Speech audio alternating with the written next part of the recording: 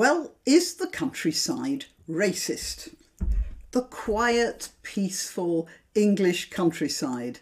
Well, according to this woman, this was from 2020, by the way, but this woman dressed like a country and western singer says that it is. So I thought I might read you what she said and then read something written by somebody else. Let's just get that somebody else up because it might be sort of interesting for you to have a look at the comparison. This Countryside is Racist was it's written by Helena Horton, who was interviewing Ellie Harrison. I don't know who Ellie Harrison is. I don't watch Countryfile. I go out to the country myself every day. I experience it firsthand. I don't need to do pretend stuff on the television. And then this one here is from the 25th of April. And this is written by Inaya Polarin Iman. You may notice a slight difference in the complexion of the two ladies. And she says the countryside isn't racist. And I'm quite sure that the Telegraph chose her to write this because of Ellie Harrison. I'm not suggesting, by the way, that Miss Iman is incompetent. I'm just saying that she makes a good foil for the Harrison thing. So let's have a look at the Harrison thing first. It goes like this. She said that Black Lives Matter made her rethink her own behaviour.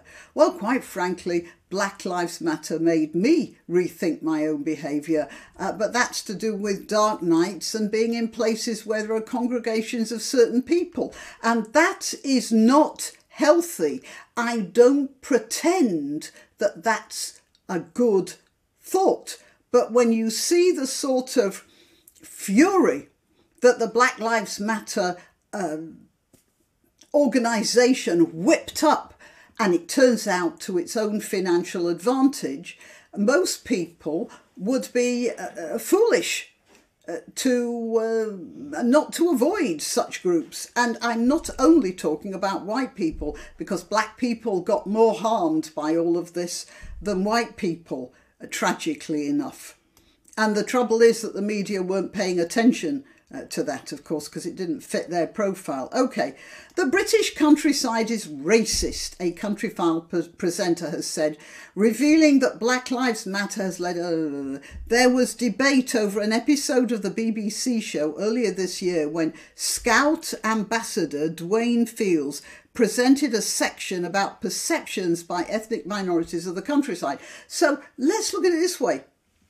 It's not that the countryside is racist, it's that ethnic minorities feel out of place there. Let me tell you of an experience I had in Cambridge. I was visiting my son there and we went out of town to a small country pub. Okay, so my son, another son who was with me, and myself, and we walked into this pub, which was a buzz with conversation when we opened the door and went quiet as the grave within 10 seconds of our appearance. It had nothing to do with the way we looked. Unless you think I'm so horrible I could stop an entire room full of drinkers. No, it's because we were strangers. And that was all there was to it. They went very quiet. It was like the bad guy walking into the saloon in all those westerns. And then the honky-tonk started, the conversation started and everything carried on. All right, there wasn't a honky-tonk, but you get the picture. So what's happening is that when people live in the countryside and there aren't that many strangers walking through, then you're going to get a pause when a stranger does walk through. And of course, people in ethnic minorities might take that to mean it was to do with the colour of their skin. No, it's to do with the fact that they weren't there the day before. Right, and this is the problem with things like Black Lives Matter, is that they bring everything down to the colour of people's skin. including perfectly normal reactions that people, any people would have when suddenly something they don't recognise suddenly pops up. The report focused on research from the Government Environmental Department published last year, which said that some ethnic groups felt UK national parks were a white environment. That's their problem. That really is their problem. If I were a Nigerian and I went into a park and then I got it in my mind that I don't belong here, and everyone who passes me, who looks at me, because I'm just passing them, is telling me that I don't belong there, then I have the problem, not them. It's not the countryside being racist. If ethnic minorities have their perception that it's racist, then it's the problem of the ethnic minorities. Now, some of that might be because some of the ethnic minorities might not feel that they were that they belonged in the British countryside, because their teachers at school and a lot of people like this idiot here that's dressed like the country and western singer, they're telling them, well, you're different, you're, multiculturally in your own bracket or whatever, That is one of the problems with this multicultural nonsense to start with. You're telling people they belong in certain categories. Instead of saying, you're living here, you're paying your taxes here, you're working here, you want to bring up your children here, you want to earn your living here, you want to collect your pension here, you want to be buried in a grave here, you're British. And that's all that matters. People aren't saying that. Ellie Harrison has spoken up on the issue and said that ethnic minority people do face discrimination. Probably not. Honestly, probably not. No more discrimination than any other stranger might face. Especially, by the way, if that stranger is bolshy and rude and chippy on the shoulder. Harrison wrote in Country Farm magazine, I spooled through the comments, apparently there were people making comments on this show, which broadly came in 3 flavours. I'm not racist, so there is no racism in the countryside. Okay. I'm black and I've never experienced racism in the countryside. And importantly, I have experienced racism in the countryside. Okay, so what does that tell you?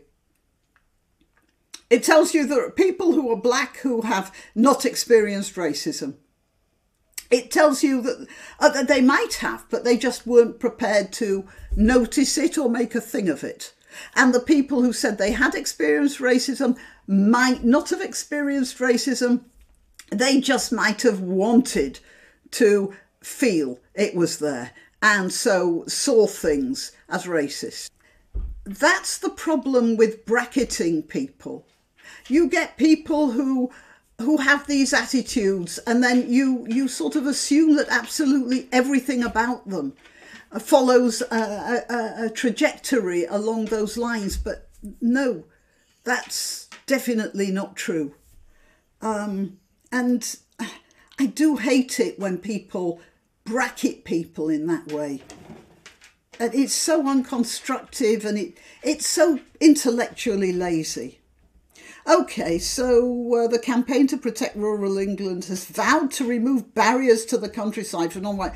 Oh, what barriers? I have never been to the countryside. Maybe I'm one of those people who've never seen it. I have never been to the countryside and seen a barrier up there saying whites only, or no coloured people here, or no Nigerians, or no Chinese, or whatever. I've never seen that. So what barriers are there? Would an estate agent refuse to sell a house to a black person? Absolutely not. Okay, now this is that's what I said. Now I'm reading this article. No, the British countryside isn't racist, it says here.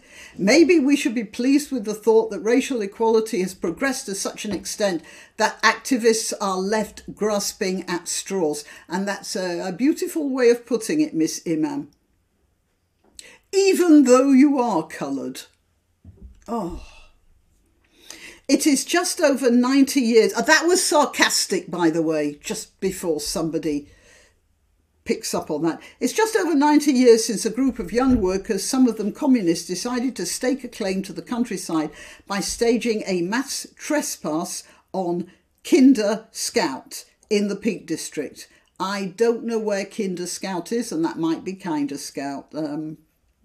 Their legacy remains controversial, but they're credited by some with eventually improving access to swathes of Britain for ordinary people. Yeah, that's one of the problems with Britain, is that most of it is owned by somebody, and that somebody tends to put fences around it. There's a lot of countryside that is as beautiful, but you've got no access to it because it's owned by somebody. It's a bit of a problem, because when somebody does own something, you can't just confiscate it. At least you shouldn't be able to just confiscate it. There are footpaths and bridleways that go through the countryside. And the unfortunate thing is that a lot of people aren't, they leave gates open so sheep get out, and that they're not that responsible. And so you get a lot of farmers who block off access to footpaths, simply not because of racism, but simply because they're fed up of looking for sheep and then finding them under the wheels of some truck on a local motorway. Right. Okay, of course we want more ethnic minority Brits to visit the countryside. The data show only a small number of us take advantage of it compared to white Britons. And whose fault is that? It's not like there's a white patrol going round the countryside. No, it's that, as I say, a lot of ethnic minorities just don't feel like that's their place, which is, of course, a lot of nonsense.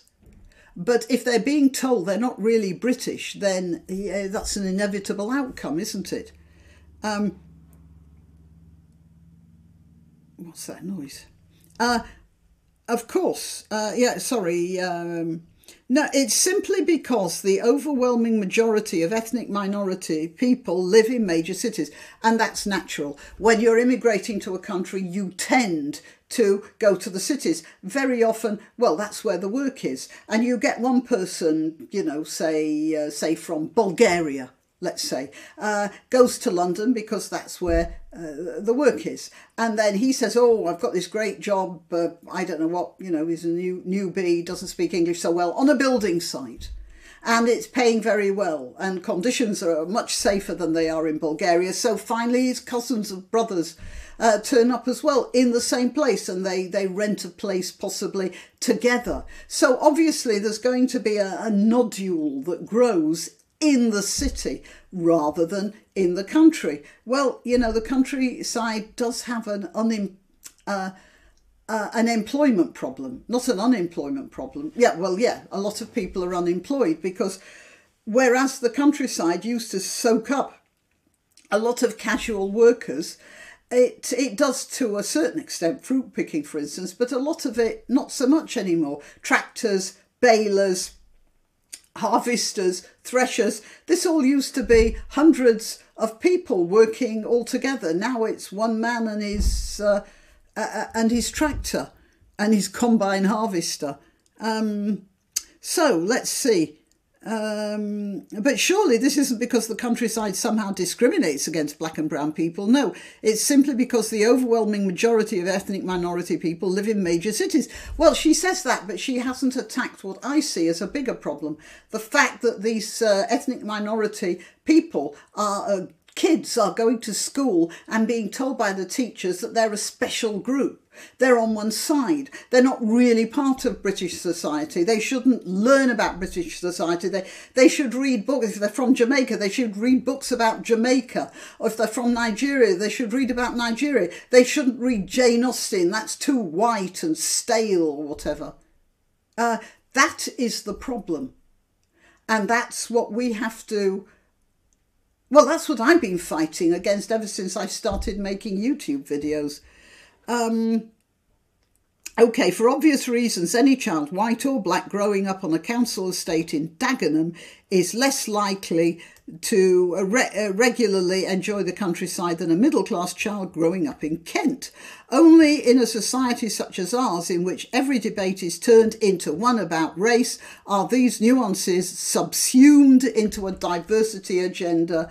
Ah, Miss Imam, I love you. Right.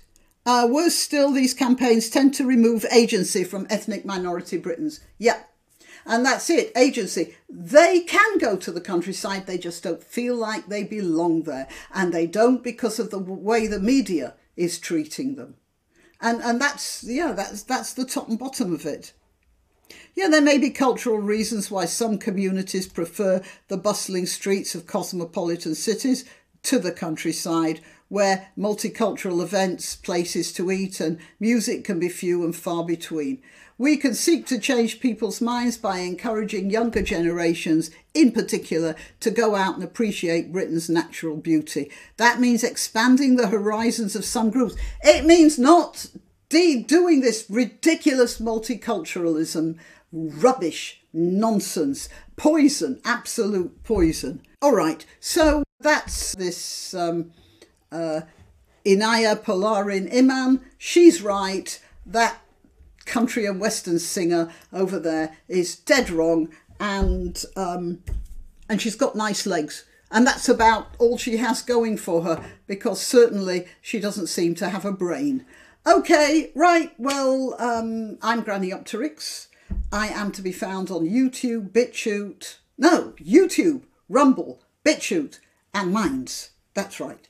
And I let you know when I've uploaded a video as at Granny Opterix on Twitter, Gab, and Parler. Yeah, think I've got that. Please like this video, share it, subscribe to my channel, or if you are subscribed, make sure it's still a subscription, and support the channel if you can, because YouTube certainly aren't supporting me. And I'll see you next time. Why not treat yourself or a favoured relative or friend to these magnificent examples of merch? The mugs and t-shirts come in the Granny Opterix design or Grambo with a firearm or the more deadly knitting needles. Go to www.grannyopterix.com and whatever platform you're watching this on, please click like, subscribe and share, share, share.